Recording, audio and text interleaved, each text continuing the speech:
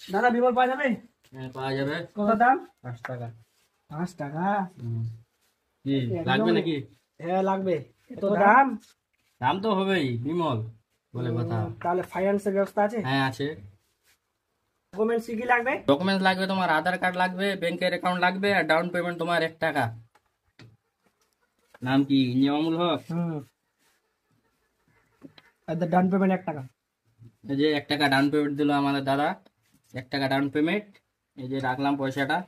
এই যে আমাদের বিমল, দাদার হাতে দিচ্ছি আমি, তুলে ছবি তুলেন। দাদার হাতে বিমল তুলে দিচ্ছি, এর সঙ্গে আমার বিমলের মশলা অরিজিনাল।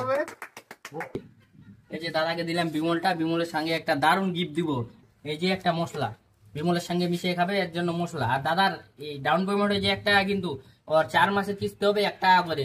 তো দাদা আপনি কোথা থেকে এসেছেন দাদা? আমি দোলগুড়া থেকে। তো আমাদের এখানে এই দোকান থেকে বিমল নিয়ে কিরকম লাগলো আপনাকে? খুব ভালো লাগলো। আচ্ছা, কত কি রকম কি পড়লো?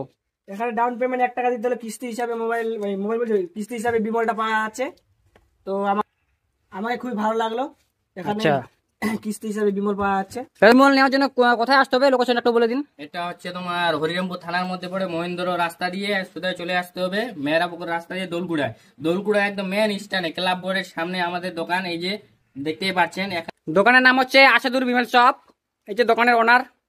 হাই বলো দিন দাদা। হ্যাঁ।